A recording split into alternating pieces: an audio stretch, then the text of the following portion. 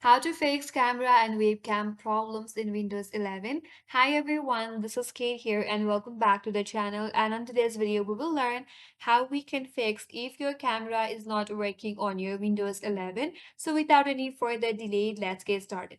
So first of all, check for the camera permissions. For that, click on the search icon and in the search bar, you have to search for settings. Once you're under the settings, navigate to this menu bar on your left hand side, head over to privacy and security.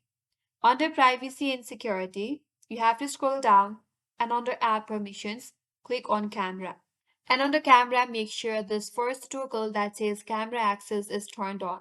If it is turned on, off, let the application access your camera.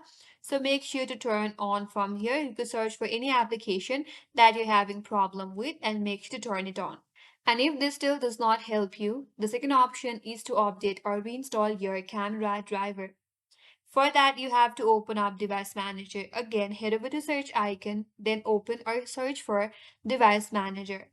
So once you open up Device Manager in your device, now you have to search for cameras or imaging devices. So search for it. So here you have cameras. You have to click and expand the cameras. Then you have to right click on your webcam. And here you have to click on Update Driver, then click on Search Automatically. And here it says the base drivers for your device are already installed. And if this still does not work, what you have to do is again head over to your driver, right click on it, then you have to click on uninstall device. Once you uninstall the driver, all you have to do is restart your PC. Once you restart your PC, your driver will be automatically installed. So that's how you can fix if you're having problem with camera or webcam in your Windows 11. And that's all for today's video. If this video was helpful, make sure to subscribe. Thanks for watching and stay tuned for more videos.